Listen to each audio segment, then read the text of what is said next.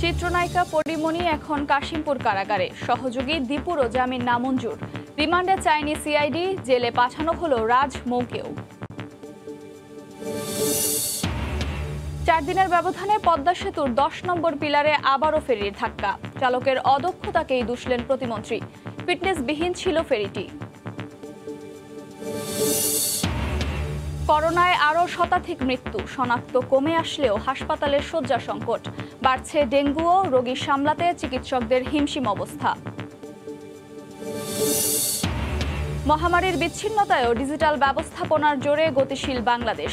17 মাসে 1,500-এর বেশি অনলাইন বৈঠক করেছেন খোদ প্রধানমন্ত্রী শেখ হাসিনা। এবং সাগর ও উপকূলের ইলিশে সরগরম চাঁদপুরের পাইকারি মাছ বাজার। ভালো দাম পেয়ে খুশি জেলে ও ব্যাপারীরা, লোকসান কাটিয়ে ওঠার আশা।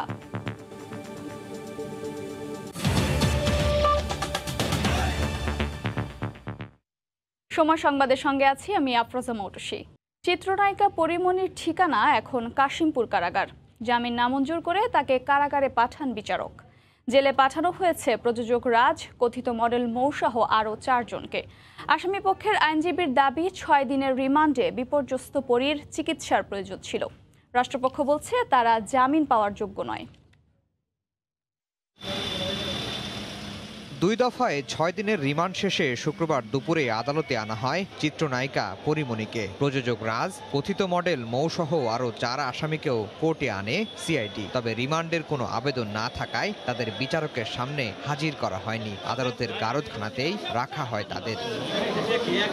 এদিন পরিমণি সহ প্রত্যেক আসামির জামিন চেয়ে আবেদন করে তাদের আইনজীবীরা। পরীর জামিন আবেদনে বলা হয়েছে 6 দিনের রিমান্ডে মানসিকভাবে বিপর্যস্ত তিনি, যে কোনো সময় তার প্যানিক অ্যাটাক হতে পারে, এজন্য তার চিকিৎসা দরকার। আসামি পক্ষের এই আবেদন আমলেই নেননি আদালত, পাঠানো হয়েছে কারাগারে। পরীর আইনজীবী বলছেন তাকে গ্রেফতার এবং মামলা নিয়ে পেছন থেকে কেউ কলকাঠি নাড়ছেন। জামিন পাওয়ার যোগ্য হলেও তিনি পাননি। সে রিমান্ডে থাকার পরে তার শারীরিক কন্ডিশন কি এবং তার সাথে আইনি পরামর্শের প্রয়োজন রয়েছে, আমাদের সাথে দেখা করার প্রয়োজন রয়েছে। কিন্তু বিজ্ঞ আদালত সেই দরখাস্ত বলেছেন যে আইনের এমন কোনো সুনির্দিষ্ট বিধান নাই যে তাকে কোর্টে আনতে হবে, বিধায় সেটা নামঞ্জুর। পরিমণি সেটা বিগত দিনে বলেছে এবং এখনো বলছে যে there is a fact behind the skin, there is a fact behind the skin. এটা সে বারবার বলতে চায়। সুনির্দিষ্ট অভিযোগ থাকায় তাদের জামিন হয়নি বলে দাবি রাষ্ট্রপক্ষের আইনজীবীদের। ভয়ঙ্কর ধরনের যে মাদক, এলএসডি, আইস, এই ধরনের মামলা কিন্তু অন্যান্য আসামিদের জামিন হচ্ছে না, তারা এখনো কারাগারে আছে। অথবা এখানে মহিলা বা পুরুষ সেটা কোনো কথা না, কথা হচ্ছে যাদের কাছে যে যারা এই সরাসরি বা যাদের সুনির্দিষ্ট অভিযোগ আছে এই পর্যায়ে তাদের জামিন পাওয়ার কোনো হকদার নেই। 4 আগস্ট বনানীর বাসা থেকে পরিমণিকে গ্রেফতার করে র্যাব। সে সময় তার বাসা থেকে মদ, আইস ও এলএসডির মতো মাদক উদ্ধারের দাবি করে সংস্থাটি। ওই রাতেই প্রযোজক রাজের বাসায় অভিযান চালিয়ে মাদক এবং বিকৃত যৌনাচারে ব্যবহৃত সামগ্রী পাওয়া যায়। আফজাল হোসেন, সময় সংবাদ, ঢাকা। বাহিনীর কেউ অন্যায় করলে তাদের শাস্তি পেতে হবে বলে হুঁশিয়ার করেছেন স্বরাষ্ট্রমন্ত্রী আসাদুজ্জামান খান কামাল। সম্প্রতি পুলিশের কয়েকজন কর্মকর্তার কর্মকাণ্ডের বিষয়ে প্রশ্নের জবাবে কথা বলেন মন্ত্রী। দুপুরে রাজধানীর তেজগাঁওয়ে এক অনুষ্ঠানে সাংবাদিকদের প্রশ্নের জবাবে স্বরাষ্ট্রমন্ত্রী বলেন, কেউই আইনের ঊর্ধ্বে নয়। পুলিশ বাহিনীও যারা অন্যায় করছেন তাদের আইন অনুযায়ী বিচার হচ্ছে, এটা আপনারা সবাই দেখছেন। আপনি যাদের নাম বলেছেন তারা যদি এটা তদন্তের অধীন, সেই জন্য আমি নিয়ে কিছু বলবো না। কেউ কিন্তু আইনের ঊর্ধ্বে নয়। যদি কেউ অন্যায় করে থাকেন তার বিচার দেশের আইন অনুযায়ী হবে। ম্যাক্সিমাম পুলিশ সদস্য আজকে আমি মনে করি তারা তাদের দায়িত্ব পালন করছে বলেই আজকে বাংলাদেশ ঘুরে দাঁড়িয়েছে। 4 দিনের ব্যবধানে আবারও পদ্মা সেতুর 10 নম্বর পিলারে ধাক্কা লাগলো ফেরির। সকালে এই দুর্ঘটনা হয়। চালকের উদাসীনতায় বারবার দুর্ঘটনার কারণ বলছেন নৌ পরিবহন প্রতিমন্ত্রী। বিস্তারিত নাসিরউদ্দিন উজ্জ্বলের রিপোর্টে, ছবি তুলেছেন আবু সাইদ। 4 দিনের ব্যবধানে আবারও পদ্মা সেতুর 10 নম্বর পিয়ারে ফেরির ধাক্কা লেগেছে। মাদারীপুরের বাংলাবাজার ঘাট থেকে মুন্সিগঞ্জের শিমুলিয়া ঘাটে আসার পথে শুক্রবার সকাল 6:45-টায় ধাক্কা লাগিয়ে দেয় ফেরি কাকলি। এতে ফেরিটির মাঝামাঝি কিছু অংশ ফেটে যায়। এতে পিয়ারের উত্তর পশ্চিম প্রান্তে দাগ পড়ে গেছে। এই নিয়ে 40 দিনের ব্যবধানে পদ্মা সেতুর পিয়ারে 5 বার ধাক্কা খেল। প্রথমবার ২ জুলাই ধাক্কা খায়। এরপর ২০ জুলাই ফেরি শাহ মখদুম ১৬ নম্বর পিয়ারে, ২৩ জুলাই ১৭ নম্বর পিয়ারে শাহজালাল, ৯ আগস্ট ১০ নম্বর পিয়ারে ফেরি বীরশ্রেষ্ঠ জাহাঙ্গীর ধাক্কা দেয়। ফেরি স্টাফরা দাবি করেন বৃষ্টি ও বাতাস ছিল, সেই সাথে পদ্মায় প্রবল স্রোতের কারণে ফেরিটি সেতুর ১১ ও ১২ নম্বর পিয়ারের মাঝ দিয়ে আসার কথা থাকলেও ১০ নম্বর পিয়ারে গিয়ে ধাক্কা লাগে।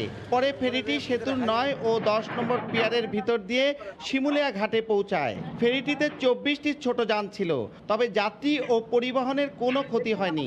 প্রচণ্ড বাতাস এবং বৃষ্টি ছিল, স্রোতের কারণে মাছটা নিয়ন্ত্রণ হারাই ফেলায়।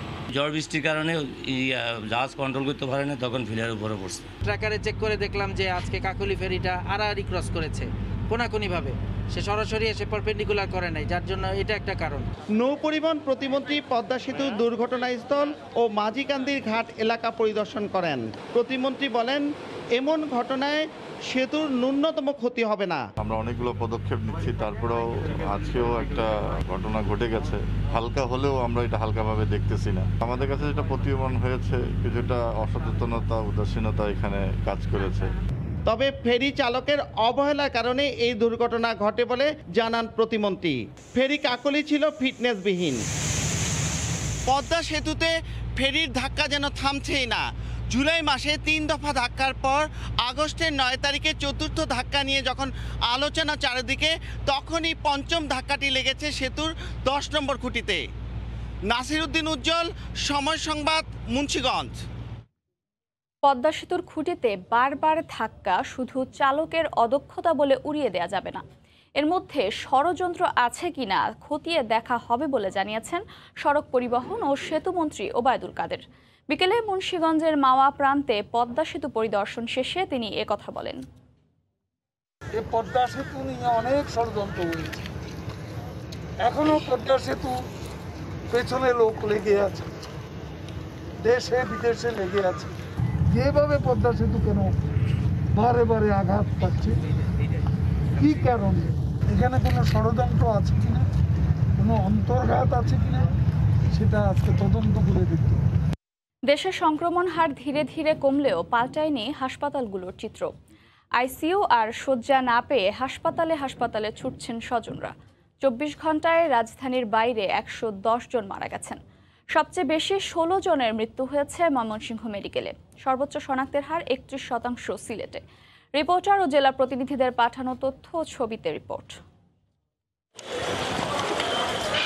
গত মাসের তুলনায় কয়েকদিনে ধীরে ধীরে কমতে শুরু করেছে আক্রান্তের হার, কিন্তু যারা আক্রান্ত হচ্ছেন তাদের ছুটতে হচ্ছে হাসপাতালে। শয্যা, আইসিইউ আর অক্সিজেন সেবা পেতে রীতিমতো যুদ্ধ করতে হচ্ছে রোগী ও স্বজনদের। নিত্যদিনের শতাধিক মৃত্যুর খবরে সুস্থ থেকেও আতঙ্ক নিয়ে প্রতিটি মুহূর্ত কাটাতে হচ্ছে। রোগীর চাপ আগের চেয়ে একটু কম। অক্সিজেন জনসংখ্যা অনুযায়ী এখানে বেড সংখ্যার পরিমাণ খুবই নগণ্য। মৃত্যুর মিছিল থামছে না ময়মনসিংহ মেডিকেলে। একদিনে কোভিড ইউনিটে ১৬ জন প্রাণ হারিয়েছেন। রাজশাহী মেডিকেলের চিত্র কোনোভাবেই পাল্টাচ্ছে না। মৃতের তালিকা প্রতিনিয়ত দীর্ঘ হচ্ছে। ২৪ ঘন্টায় করোনা ও উপসর্গে ১৩ জন মারা গেছেন। আইসিইউতে চাহিদা পর্যাপ্ত না, আমি নিজেও সিরিয়াল দিয়ে আসলাম। ভয়াবহ পরিস্থিতি কুমিল্লায়। ২৪ ঘন্টায় জেলায় ৯ জন মারা গেছেন। করোনার যে ট্রিটমেন্ট হচ্ছে অনেক ব্যয়বহুল। করোনার ঝুঁকি বাড়ছে সিলেটেও। শনাক্তের হার ঠেকেছে ৩১%। ২৪ ঘন্টায় বিভাগটিতে মারা গেছেন ৮ জন। অনেক রোগী আসছে রাত্রে, দেখছি আসে সিট পায় নাই, চলে গেছে, এবং আইসিইউতেও কোনো সিট খালি নাই। ভারতীয় ডেল্টা ভ্যারিয়েন্টের দাপটে বিপর্যস্ত চট্টগ্রাম জেলায় একদিনে ৮ জনের প্রাণ ঝরেছে। চাঁদপুরে একদিনে করোনা উপসর্গে ৮ জনের মৃত্যু হয়েছে। সাতক্ষীরায় আবারও বাড়তে শুরু করেছে মৃত্যুহার। ২৪ ঘন্টায় ৭ জনের প্রাণ ঝরেছে। পরিস্থিতি খারাপের দিকে কিশোরগঞ্জে, মারা গেছেন 6 জন। আইসি না ভাই অনেক মারা যাচ্ছে। আইসিইউটা সরকার যদি একটু বাড়ায় তাহলে আমাদের জন্য, সবার জন্য সুবিধা হবে, ভালো। প্রাণঘাতী ভাইরাসের ছোবলে টালমাটাল বরিশাল। অক্সিজেন সিলিন্ডার আর আইসিইউ সংকটে শেরি বাংলা মেডিকেলের রোগীরা। একদিনে 6 জনের মৃত্যু হয়েছে। ঝিনাইদহে বাড়ছে সংক্রমণ। ২৪ ঘন্টায় করোনা উপসর্গে ৫ জনের মৃত্যু হয়েছে। তবে খুলনা জেলায় কমতে শুরু করেছে শনাক্ত ও মৃত্যুহার। নগরীর ৫টি কোভিড হাসপাতালে মারা গেছেন ৫ জন। লাবিব হাসান, সময় সংবাদ। আগস্টে এসে দেশে করোনা শনাক্তের হার কিছুটা কমেছে। একই রাজধানীর হাসপাতালগুলোতেও ভর্তি রোগীর সংখ্যাও কমে এসেছে কিছুটা। পাশাপাশি হাসপাতালে ভর্তি রোগীদের সুস্থ হয়ে বাসায় ফিরতেও লাগছে আগের তুলনায় অনেক বেশি সময়। এই অবস্থায় বিশেষজ্ঞরা বলছেন, রোগী শনাক্তের হার কমে আসলেও সুযোগ নেই আত্মতৃপ্তির, বরং কঠোর বিধিনিষেধ খুলে দিয়ে সবকিছু স্বাভাবিক করায় সামনের দিনে ফের রোগী বাড়ার আশঙ্কা তাদের।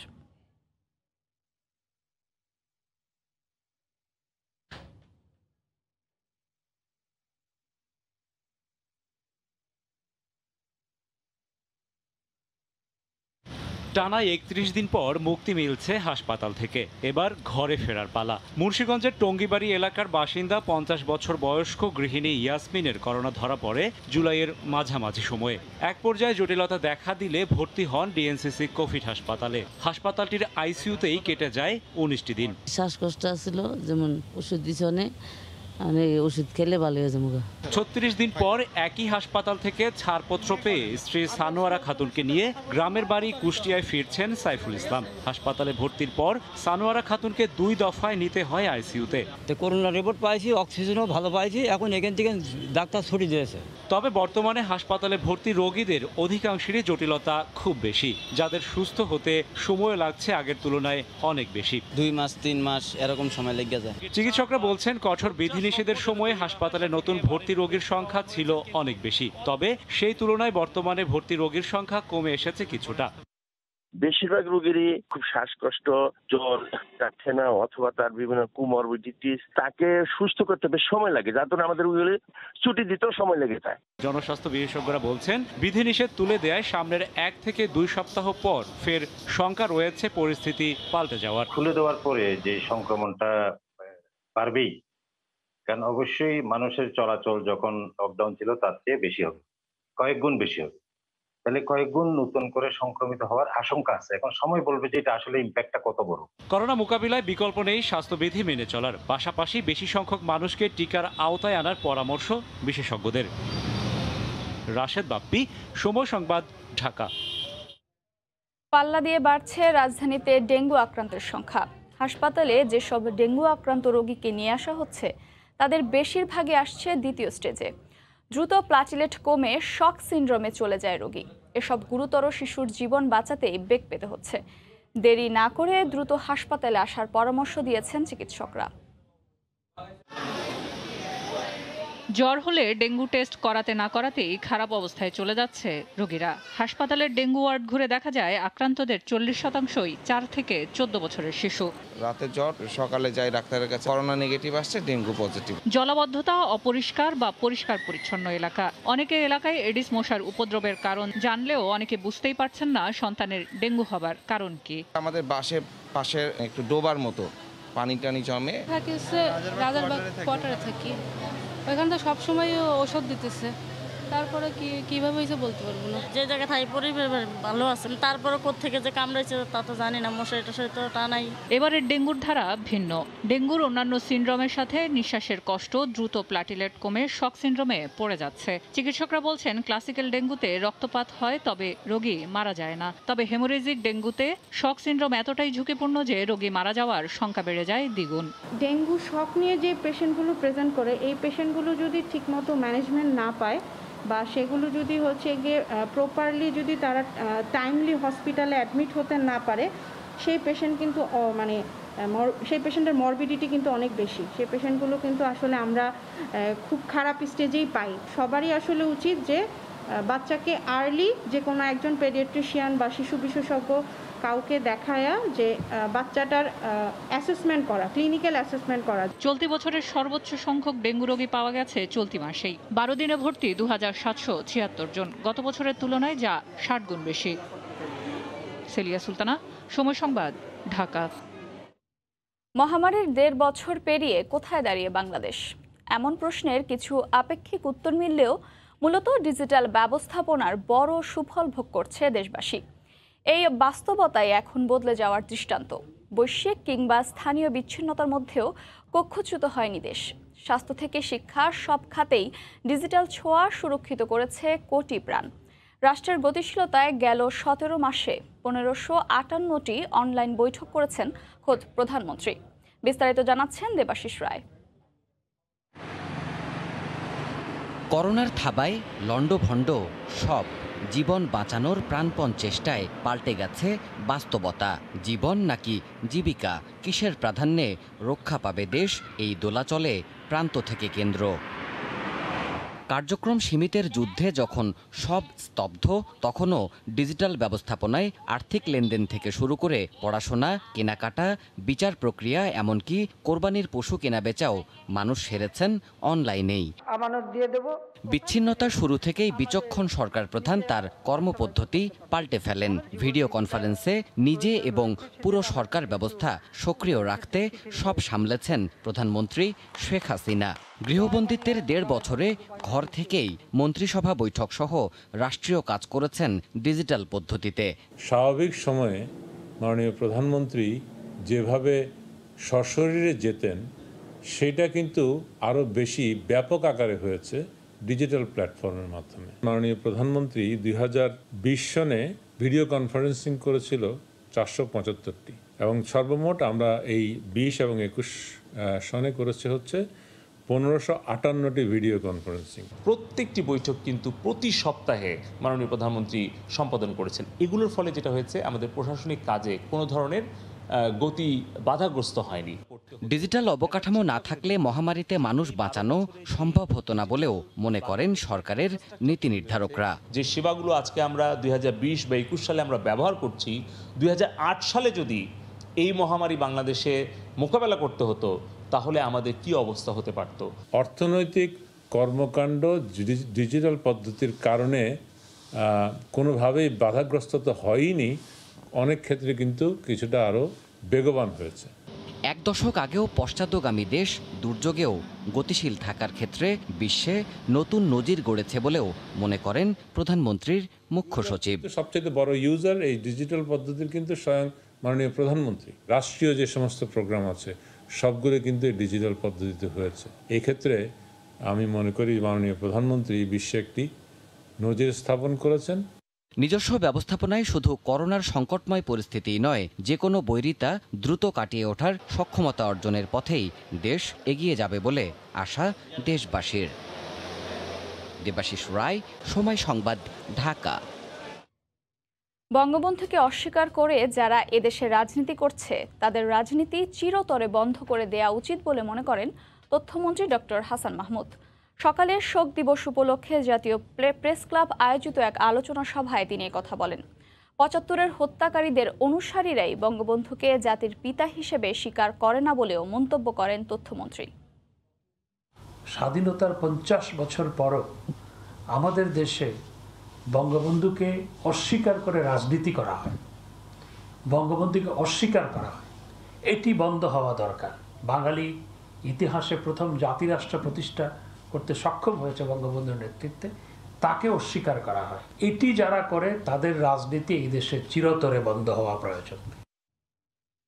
বঙ্গবন্ধু হত্যাকাণ্ডে জিয়াউর রহমান সরাসরি জড়িত ছিলেন বলে জানিয়েছেন আওয়ামী লীগ নেতা অ্যাডভোকেট কামরুল ইসলাম।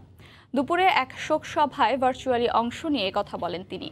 এ সময় আওয়ামী লীগের প্রেসিডিয়াম সদস্য শাহজাহান খান বলেন, জাতির পিতাকে হত্যার পেছনে দেশি বিদেশি ষড়যন্ত্র কাজ করেছে। বঙ্গবন্ধু হত্যাকারী যারা, তারা জিয়াউর রহমানের সাথে কথা বলেছে, জিয়াউর রহমান তাদেরকে পরিষ্কার বলেছেন আমি তোমাদের সাথে আছি। বিভিন্ন সাক্ষীর জবানবন্দিতে যে সমস্ত কথাবার্তা এসেছে, তাতে জিয়াউর রহমান এই ঘটনার সাথে, এই বঙ্গবন্ধু হত্যাকাণ্ডের সাথে সরাসরি জড়িত, সম্পৃক্ত। এবং চার্জশিট দেওয়া হয়েছে জিয়াউর রহমানের মৃত্যুর পর মোস্তাক, মাহবুব আলম চাষী এবং জিয়াউর রহমান যদি জীবিত থাকতেন তাহলে তাদের নাম চার্জশিটে আসতো। যেহেতু তারা মৃত ব্যক্তি, সেহেতু তাদের বিরুদ্ধে চার্জশিট হয় নাই। বঙ্গবন্ধুকে হত্যা করার শুধুমাত্র এই কয়েকজন গুটি কয়েক পথভ্রষ্ট সেনা কর্মকর্তা নয়, এর পেছনে জাতীয় আন্তর্জাতিক ষড়যন্ত্র, এর পেছনে রয়েছে সাম্রাজ্যবাদী ষড়যন্ত্র। কারণ সাম্রাজ্যবাদীরা তারা চিহ্নিত করেছিল বঙ্গবন্ধু সাম্রাজ্যবাদীদের পক্ষে নয়, বঙ্গবন্ধুর শোষকের পক্ষে নয়। ভিআইপিদের নম্বর সংগ্রহ করে অ্যাপের মাধ্যমে পরিচয় নিশ্চিত হতো ছেলে, আর বাবা আত্মীয় সেজে নারী কণ্ঠে কথা বলতো। আলাপের এক পর্যায়ে সুযোগ বুঝে অসুস্থতা সহ নানা সমস্যার কথা বলে মোবাইল ব্যাংকিংয়ের মাধ্যমে হাতিয়ে নিত অর্থ। এভাবে বাবা ছেলে মিলে 7 বছর ধরে প্রতারণা করে হাতিয়ে নিয়েছে লাখ লাখ টাকা। আর প্রতারণার অর্থ পুরোটাই ব্যয় করেছে ইয়াবা সেবনে। এমনই প্রতারক বাবা ছেলেকে গ্রেফতার করেছে পুলিশ। শাকির আহমেদের রিপোর্ট। একটু মনে করে দেখেন, জলজন্ত পুরুষ কথা বলছেন নারী কণ্ঠে। রাজধানীর গ্যান্ডারিয়ার আলী আকবর তৈরি করত বিভিন্ন মোবাইল অপারেটরের প্রথম সিরিজের নম্বর। এরপরই নিজের ছেলেকে দিয়ে ইমো অ্যাপের মাধ্যমে খোঁজে বের করত ব্যবহারকারীর পরিচয়। নিকটাত্মীয়দের চিকিৎসার কথা বলে ফাঁদে ফেলত সমাজের বিত্তবানদের। আর্থিক অবস্থা খুব খারাপ, এখন সিজার অপারেশন হয়েছে, এখন রিলিফ দিছে, এখন কিছু টাকা বকেয়া রয়েছে, আমাকে 1000-500 টাকা ধার দিলে একটু ভালো হতো। আকবরের পাতা ফাঁদে পা দিয়েছেন এমন ভুক্তভোগীর সংখ্যাও কম নয়।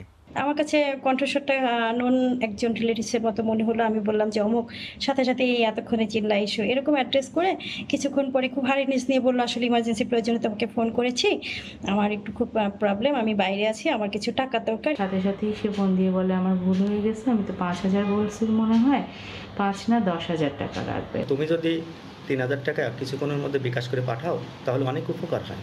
পুলিশ বলছে সিনেমার একটি দৃশ্যে অনুপ্রাণিত হয়েই কণ্ঠ পরিবর্তনের মাধ্যমে মানুষকে ঠকানোর কৌশল রপ্ত করেন আকবর ও তার ছেলে। কখনো কখনো আশ্রয় নেন বিশেষ সফটওয়্যারেরও।